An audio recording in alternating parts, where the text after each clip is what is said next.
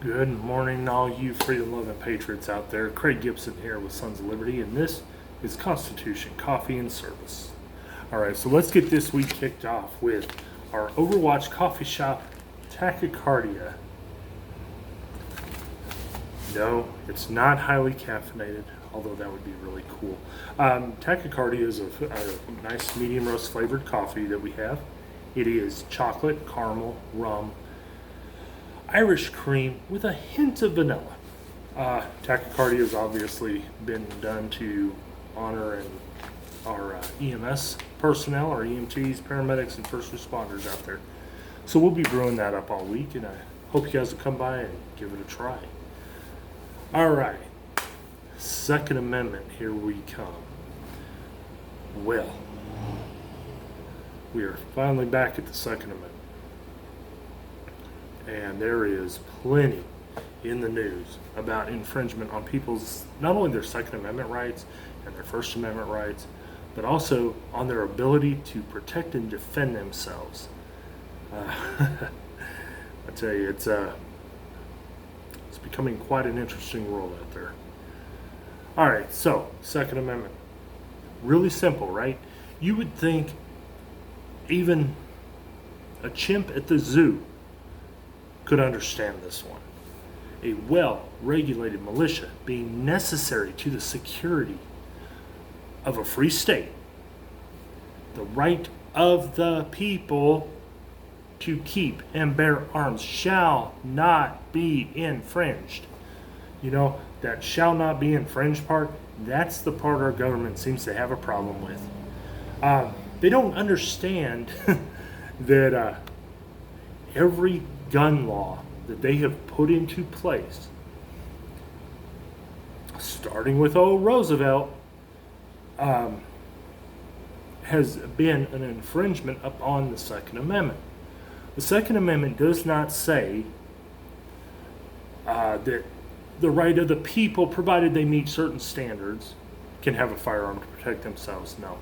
It says the right of the people, period, the end, over and out. Real simple, right? Not so much for a wonderful, wonderful government that, you know, they would never do anything shady against the American people. I mean, I don't even know why we have that old Constitution. Anyway, so to infringe on something, to actively break a rule or a term of a law or an agreement, or to act so as to limit or undermine something. Well, you know, they've done plenty of both. So the argument that they constantly use is that the average citizen does not need the same weaponry as our military. Funny. That's kind of funny to think about, because 1775, 1776, and up through the Revolutionary War, farmers, businessmen, soldiers, they all had the same weapons. So yeah, that's kind of that argument's not even an argument. The Second Amendment, the Constitution as a whole, but the Second Amendment was put in there so that the people would be able to defend their state, their home, their country against all enemies, foreign and domestic, and especially a tyrannical government. So, therefore, because it was put in place specifically for that, there is no such thing as the American citizens not having military-grade weapons. Well, somebody goes to prison for a crime, and they get out and they finish their parole, or maybe they don't go to prison, maybe they just go to county jail, maybe they're just sentenced to probation. Once they finish that, they are still an American citizen. They should still have the constitutional right to defend themselves. We don't take away their citizenship, but yet we take away all their other rights. Now, some would argue, well, they committed a crime, so they lost those rights. They are still an American citizen. Now, there are a few crimes that, no, I don't think that person should ever get their rights back. I don't think they should ever see the outside of a prison cell. And that's if they're not, put to death. And that would be murder, rape, sexual assault on a child, aggravated assault, assault with a deadly weapon, domestic violence, robbery, armed robbery, rather, drugs, drug trafficking, human trafficking, anything along those lines. No, they should never see the outside of a prison cell. But for everybody else, the person who makes a mistake at 18 years old and has to fight every day the rest of their lives to make sure and to prove that it was a one-time stupid mistake, and they can't defend themselves. Right now we have city officials, state officials, even federal government officials talking about defunding certain police departments and ICE and DEA and several law enforcement agencies. So let me ask you this there, Democrats. If you defund all these and you don't want the people to have weapons, who protects the people at that point? The people have to protect themselves. Now, thankfully, we live in an area where our police are pretty quick on response, but we don't have the population density that the big cities have. In a city, you could be waiting at minimum 15 minutes for an officer to arrive due to traffic, due to underfunding, not enough cops, whatever the case may be. You may wait 15 minutes. Do you know how long it takes a criminal to commit their crime? Not very long. I forget what the actual time frame is, but literally it's within a couple of minutes. Active shooters, they don't take very long. It can be over before the cops ever get there. You see, every time we give a little bit, because we say, oh, it's just a bump stock, or it's just a church service, or it's just a mask, pretty soon it'll be, well, it's just an AR-15, or it's just a 15-round magazine, or it's just a vaccine, it's just a health card. You see what I'm saying, guys? Whether you own guns or not, it is the right of the American citizens to own firearms for their protection and defense. It's not about hunting. It's not about sport shooting. It's about defense.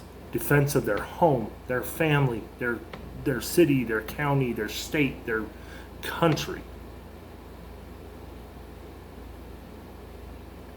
And if you honestly believe that all this stuff going on right now, to the extreme that we are seeing, is not politically motivated, then it's time to take the blinders off. Because believe me, as you're sitting there, okay, if you work in a gun store or you own a gun store or anything, anything having to do with preparedness, you try to order guns and ammo right now. It's few and far between. Why is that? Now, there were record sales when the shutdowns first started for guns and ammo. People who would never have thought of owning a gun started buying them. Of course, a lot of these people are the same people who will kick and scream about how, the Second Amendment doesn't say you can have an AR-15, and the Second Amendment's about hunting. No, it's not about hunting. Because, see, hunting back then was just a part of life. Now it's become a sport. Of course, the government got involved, and now you have to have a license in order to hunt, to put food on your table, to fish, to put food on your table. So, no, the Second Amendment wasn't about any of that. Another one of the Democrats' favorite arguments is that the militia would be the National Guard. Okay. Now, if we go back to the articles and we look at what the president's responsibility is and what he is commander-in-chief of, he is commander-in-chief of the military, the militia. Okay, so let's go with the Democrat argument right now. And let's say, okay, so your National Guard units, that is the militia that the Constitution is referring to. Okay, then the president has the right to move those troops around anywhere he needs to, at any time. Whether he federalizes them and sends them overseas in combat, or he sends, a unit from Tennessee to Kentucky. Doesn't matter. If he sends several units from the northern part of the country to the southern border, guess what? He has that right. However, these same people that want to claim that our National Guard is the militia also say that, well, the president doesn't have the right to take our troops. He doesn't have the right to activate my National Guard unit. This is especially coming from Democratic governors, who basically it just comes down to, if it doesn't fit their narrative, they don't want it to happen. If they think they can find a way to mess over the president of the United States, they will do it. It's a sad time when our options are, the President Trump, or the creepiest dude I have ever seen running for political office. And that's only because Epstein never ran. Sorry. It's just so frustrating to see people actually give in to this. Now, I'm seeing a lot more people starting to become irritated about the masks. And as I've always said throughout all this, if you want to wear a mask, wear a mask. If your business requires masks, okay. If I need to buy something at that business, I will wear a mask when I come in there because you're requiring it as a business. If you were sick, wear a mask. Don't spread your germs. For the rest of us, do not try to force us to wear a mask. I find it funny how for years the same health info has been out there about wearing masks with certain medical conditions, and now all of a sudden it's okay. I'm not buying it. I'm sorry. Because the old information was coming based on factual evidence, not because somebody's feelings dictated that everybody should have to wear a mask. I find it funny that, under normal times, if you walk into a bank with a mask on, there's going to be a problem. But now, everybody expects people to wear masks. Again, you want to wear a mask, good for you. You do it. That's cool. Unless I absolutely have to. So, when I go to the doctor's office, we have to wear a mask. Okay, cool. The emergency room, the hospital, hey, all right. I mean, this is a petri dish of viruses and bacteria anyway. So, I'll wear one in there. Not so much worried about the COVID-19 thing, but everything else that's growing in these places and being spread through the ventilation systems and things that patients have touched. But anyway, that's getting a little off topic. So, Second Amendment.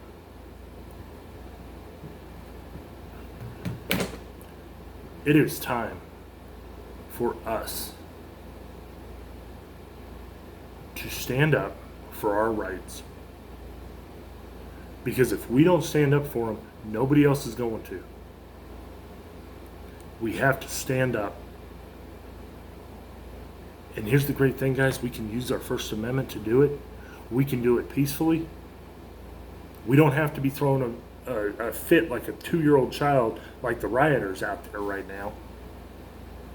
No, we can do it peacefully.